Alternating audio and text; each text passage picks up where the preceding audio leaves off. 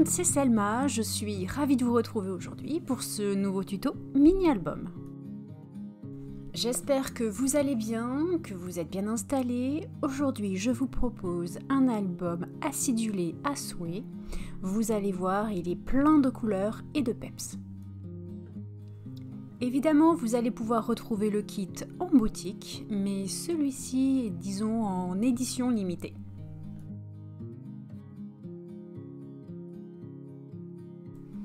Il est réalisé avec la collection Sweetie. J'ai aussi utilisé cette planche de tampon de chez l'Encre et Images. Et évidemment, mon dernier petit tampon de la collection Églantine, petit texte. J'avais très envie de rescraper cette collection et de faire quelque chose de tout doux, mais à la fois plein de couleurs. C'est un format carré de 15 sur 15 cm. Il y a un peu moins de photos que d'habitude, car si mes souvenirs sont bons, je crois que le nombre exact c'est 17. Mais vous allez voir, il est so sweetie. Au dos de mon Skivertex, j'ai déjà tracé mes repères et voici comment je vais coller les cartons.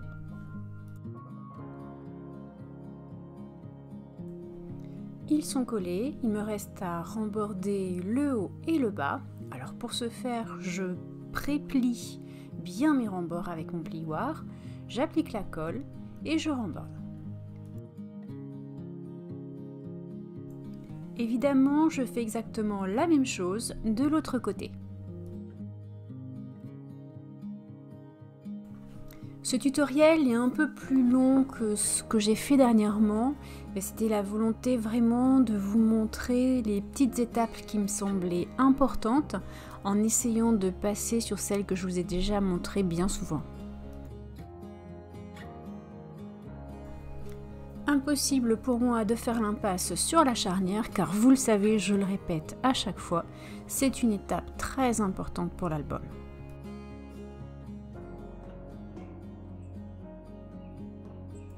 Je commence par encoller la première partie, je positionne le Skivertex et je maroufle.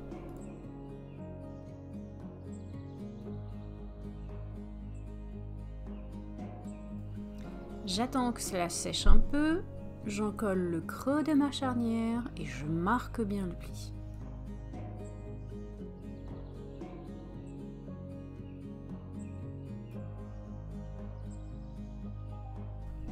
Une fois que j'ai le sentiment que ça colle, je poursuis avec la charnière centrale de l'album.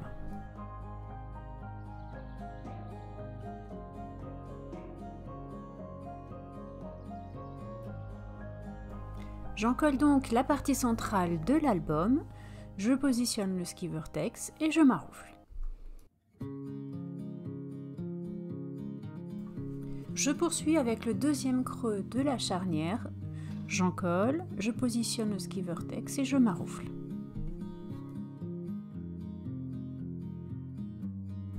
Ce Skivertex est tellement souple et tellement doux à travailler que je décide de faire les deux dernières étapes en même temps. Je repasse le plioir un peu partout pour m'assurer que j'ai bien chassé toute l'air. L'habillage extérieur de l'album est dans deux papiers différents puisque j'utilise la collection Sweetie qui est du format A4. Donc je commence par encoller le carton et j'encolle bien au ras du Skivertex sans passer dessus parce qu'il a un peu peau de pêche donc je veux surtout pas laisser de traces de colle.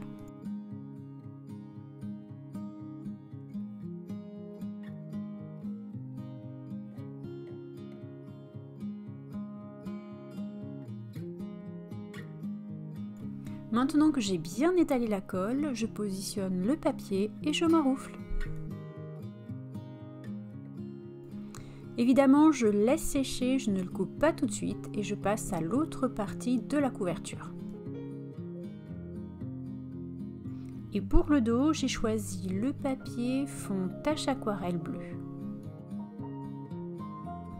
Dans l'album, il y a deux pochettes dans laquelle j'ai mis une seule photo, mais évidemment il y a de la place pour plusieurs photos si vous avez envie d'en ajouter.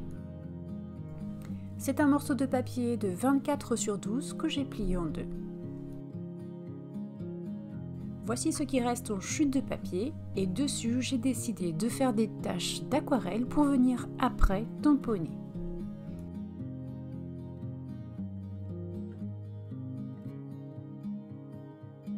Alors j'ai utilisé les Paintbrush Ecoline, mais évidemment vous pouvez utiliser n'importe quelle aquarelle, ça fait l'affaire.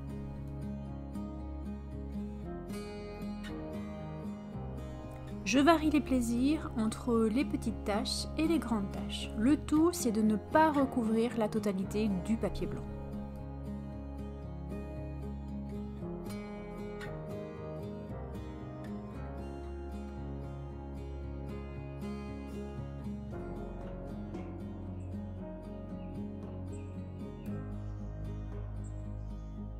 Pour le tamponnage, j'ai décidé d'utiliser ma Stampeasy, comme ça je vois exactement où est-ce que je tamponne et je peux revenir par-dessus si besoin, si j'ai un petit coin qui est mal tamponné.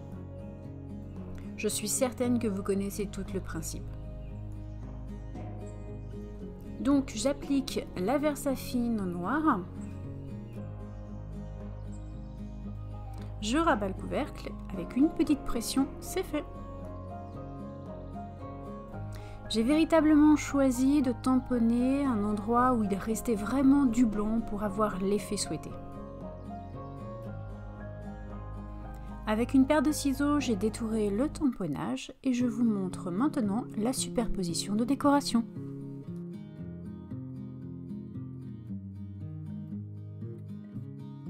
J'aime bien cet effet car ça n'alourdit pas le tamponnage et je trouve que c'est beaucoup plus délicat que la colorisation totale. Je vous montre maintenant la première page de l'album. Alors j'ai tout préparé comme d'habitude, ma photo est déjà matée, j'ai mis de la mousse 3D derrière pour celle qui est cachée et je vous montre la superposition de décoration. Ce papier reste mon préféré de la collection, alors c'est pour ça que je l'ai choisi pour la couverture. Et donc j'ai voulu ajouter tout plein de petits éléments de toutes les couleurs. Donc il y a du orange, du rose et du bleu. Avec le tampon petit texte de la collection Églantine, je viens réaliser juste un petit morceau de tamponnage en haut et en bas à la Versafine grise. Voici comment j'ai calé la photo derrière, la photo cachée. Je repositionne le tout pour réaliser cette fois le tamponnage du bas sur le papier à rayures. Comme je vous l'ai dit tout à l'heure, c'est juste un petit morceau pour apporter un peu de profondeur sur mon papier et attirer l'œil sur ce coin-là de la page.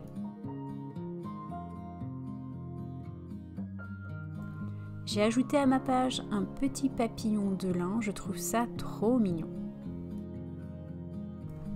Pour la page suivante, j'ai utilisé l'esperluette Mo 3, qui est dans la planche Mo 3, et je l'ai simplement détourée. Tous mes éléments sont prêts, je n'ai plus qu'à vous montrer la superposition de décoration.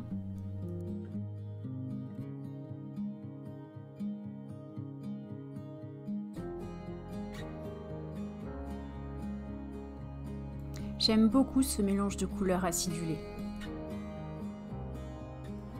Pour la page suivante, j'ai déjà préparé tous mes éléments et là c'est un tag qui cache la photo du haut. Il est plié pour faire une petite charnière en U et je le glisse en dessous des deux photos matées. Je sais pas pourquoi, mais j'adore faire ça. Je termine par la décoration du dessus du tag.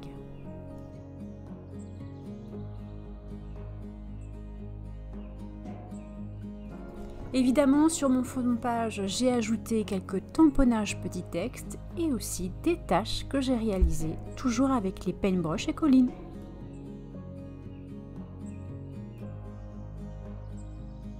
Je continue sur la décoration de la dernière pochette.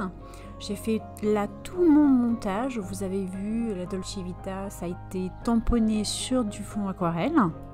Et là, je vous montre les tamponnages que j'ai réalisés avec la Versafilm grise, puis ensuite les taches en aquarelle. Les tamponnages de fond, je les fais toujours en dernier en fait, une fois que je suis certaine que mes petits éléments de déco ont tous trouvé leur place. Comme ça, je tamponne exactement l'endroit où j'ai besoin. C'est parti maintenant pour les petites taches. Alors c'est les mêmes feutres que tout à l'heure. J'utilise les pinceaux de chez Aladdin.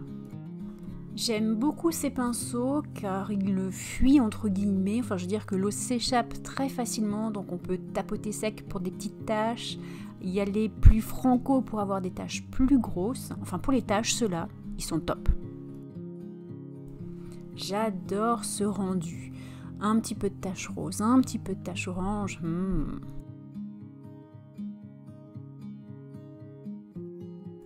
C'est parti pour mon étape préférée. Alors là, il y a des couleurs à gogo et même des morceaux de ruban à paillettes. Pour le tamponnage de la voiture, j'ai fait comme tout à l'heure, j'ai aquarellé un reste de papier et j'ai tamponné après par-dessus. Je commence par positionner les petites étiquettes, c'est-à-dire le mot travel, l'étiquette bleue et enfin nous en étiquette rose. Puis je viens positionner les feuilles. Évidemment, je les ai découpées dans les étiquettes déco, mais aussi dans le papier rose.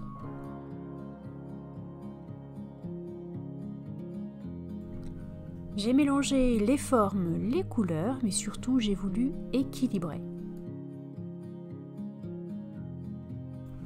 Pour les morceaux de ruban, j'ai découpé donc des morceaux de 3 cm, j'ai positionné du double face de 1 cm et j'ai plié en deux.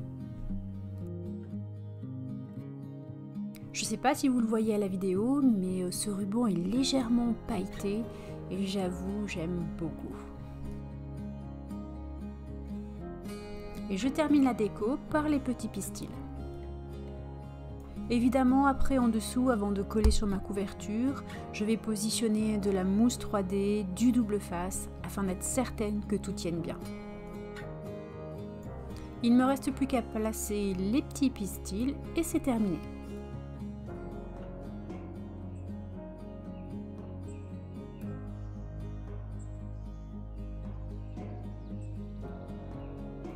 Il est temps maintenant de vous montrer comment j'ai relié l'album. Alors comme mes ficelles passent par l'extérieur, je commence par percer la couverture. Évidemment, vous avez vu les 4 repères, je n'ai percé qu'un seul trou, mais je vais faire les 4. Je vous montre maintenant le passage de la ficelle. Et cette fois, aucun nœud n'est visible. Je commence par la couverture. J'ai 2 extrémités à ma ficelle, 2 trous, donc chaque extrémité pour un trou. Puis je prends ma première double page et je fais exactement la même chose.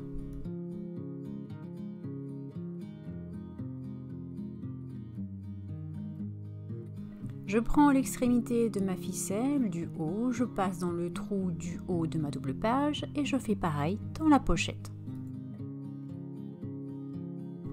Puis je prends l'extrémité de ma ficelle du bas que je passe dans ma double page en bas, puis dans la pochette en bas.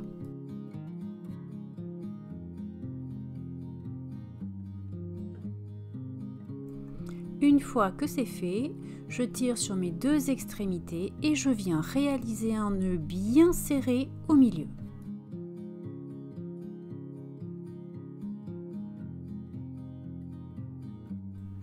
Une fois que mon nœud est réalisé, je n'ai plus qu'à retirer les plastiques du double face et à fermer la pochette et plus rien ne se voit.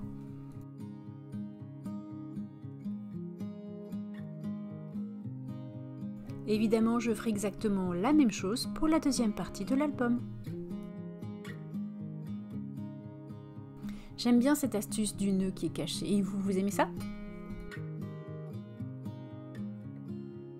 Avant de fermer, je m'assure d'être bien droite et puis je maroufle avec les doigts.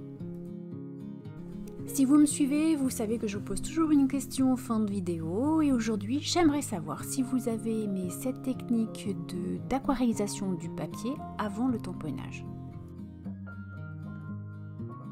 Voilà, ce tuto est bientôt terminé, il me reste à vous laisser découvrir l'intégralité de cet album. Si vous avez aimé la vidéo, n'oubliez pas le petit pouce vers le haut. Vous pouvez aussi actionner la cloche des notifications afin de ne rien rater ou vous abonner à ma chaîne si ce n'est pas déjà fait. Je vous dis à très bientôt et bon scrap!